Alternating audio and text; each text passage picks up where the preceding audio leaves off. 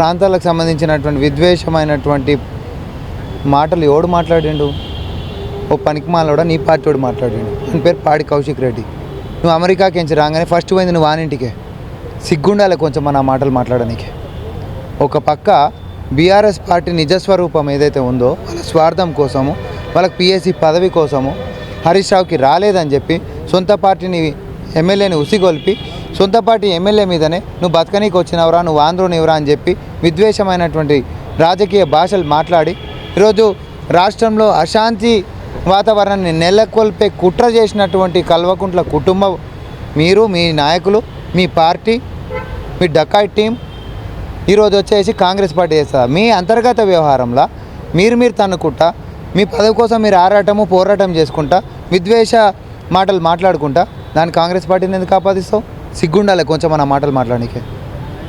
పెద్ద పెద్ద సీఎంలే చూసాం, ఎంతోమందితో తలపడ్డాం. రేవంత్ రెడ్డి ఒక చిట్నాయల్ లాంటి వాడని కూడా టార్గెట్ చేస్తూ రేవంత్ను కౌంటర్ విసిరారు కేటీఆర్. చిట్టినాయుడు ఫామ్ హౌస్లో ఉన్నాడు, ఆల్రెడీ ఫామ్ హౌస్లోనే ఉన్నాడు. నువ్వు బుల్లినాయుడివి.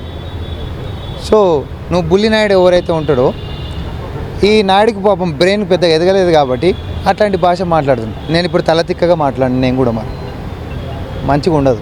ప్రజాస్వామ్యంలోకి వచ్చినప్పుడు నీ స్థాయికి తగ్గట్టు నువ్వు మాట్లాడితే మేము కూడా దానికి తగ్గట్టుగానే మేము మాట్లాడతాం. నువ్వు పనికి మాలినోడివి, నీకు బ్రెయిన్లెస్ ఫెలోవి, ఐటీ పేరు పెట్టుకున్న ఐటమ్ గాడివి, నీకు అసలు తెలివితేటలే లేవు. నువ్వు ఎన్ఆర్ఐ కోటా కిందికి నుంచి వచ్చినటువంటిది అని చెప్పి గతంలో మా పీసీసీ గారు ఈరోజు ఉంటున్నటువంటి ముఖ్యమంత్రి గారు మాట్లాడినటువంటి మాటలని నేను కూడా నెమరు వేసుకొని చెప్పనా?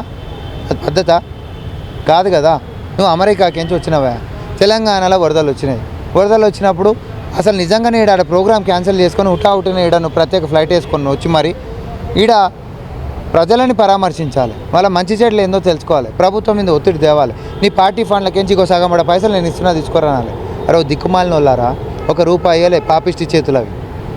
వేల కోట్ల రూపాయలు పార్టీ ఫండ్ కింద, 100 కోట్ల రూపాయలతోటి గాలి మోటార్లు కొనుక్కుంటా మీ రాజరికపు వ్యవస్థలు 10 సంవత్సరాలు అధికారంలో ఉంటే స్వాతంత్రం నుంచి ఇప్పటిదాకా ఉంటున్నటువంటి పార్టీ కంటే ఎక్కువ ఫండు ఏది ప్రొక్యూర్ చేసినటువంటి మీరు ఈరోజు వచ్చి మీరు తెలంగాణ తర్వాత ప్రజలు సంక్షేమం అని మాట్లాడితే డెకాట్లు బయటకు వచ్చి ఈరోజు దొంగతనాలకు వ్యతిరేకంగా నిరసన కార్యక్రమాలు చేపట్టినట్టే ఉంటుంది. 10 సంవత్సరాలు ఈరోజు ఒక దుండగుల ముఠ ఈ రాష్ట్రం మీద పడి దోపిడీ ఎట్లా చేసుకుంటారో అట్లా చేసుకున్నారు. ఏం చేసి వీళ్ళు చెప్పు? అభివృద్ధి ఏది అంటే కూలిపోయిన ప్రాజెక్టు చూపిస్తుండు. తర్వాత నియామకాలు ఏమైనా కోర్టు చీక్కులలో ఇరుకపోయినా మా చేతులలో ఏముంది అని మాట్లాడారు. మరి ఆర్థిక వనరులు ఏమైనాయి అని అంటే 6 లక్షల 7 లక్షల కోట్ల అప్పులు మన నెత్తి మీద పెట్టారు. ఏం చేతనైంది మీ మొఖాలకి 10 ఏళ్ళల్లో? మా లెక్క 18,000 కోట్ల రూపాయలు ఏకతాటికి రుణాలు మాఫీ చేసినావా? 26,000 కోట్ల రూపాయలు దానికోసం కేటాయించినాం. లేకపోతే రికార్డు స్థాయి ప్రభుత్వ ఉద్యోగాలే కాదు స్కిల్ యూనివర్సిటీలు అని చెప్పి ప్రైవేట్ కొలువులకు కూడా పెద్దన్న పాత్ర చూపిస్తున్నావా? స్పోర్ట్స్ యూనివర్సిటీలు గిట్ట పెడుతున్నావా? RRRలు గిట్ట తీసుకొస్తున్నావా? లింక్ రోడ్లు దానికి డిజైన్ చేస్తున్నావా? ఏమవుతుంది నీతోటి? ఐటీ మినిస్టర్లకు ఐటమ్ నిజంగానే ఐటమ్ తప్ప నువ్వు కొట్టింది ఏం లేదు. ఇక నీ వల్ల కాదు కేటీఆర్, అయిపోయింది నీ కథ. మీరు ఇట్లాంటి డ్రామాలు చేశారు కాబట్టి మీ డకాట్ టీంని పార్లమెంట్ ఎన్నికలలో డక్అవుట్ చేసిర్రు 0 ఇచ్చి. ఇంకా కూడా మీ వైఖరి, మీ అహంకారము, మీ నోటి దూల గిట్ట పోకపోతే మిమ్మల్ని టోటల్గా పాలిటిక్స్ నుంచి రిటైర్ చేస్తారు.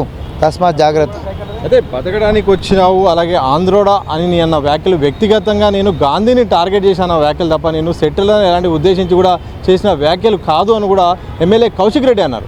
నీ బుద్ధి ఎట్లుంటే నీ బయటికి మాటలు అట్లా వస్తాయి. నీ బుద్ధి ఎట్లుంటే బయటికి ఈ మాటలు అట్లనే వస్తాయి కదా. లోపల ఏముంటే అదే వస్తుంది. ఎవరు చెప్పిరా చెవులకించి విన్నావు, అది వీడికి ఎక్కించుకున్నావు, వీడికించి మాట్లాడినావు.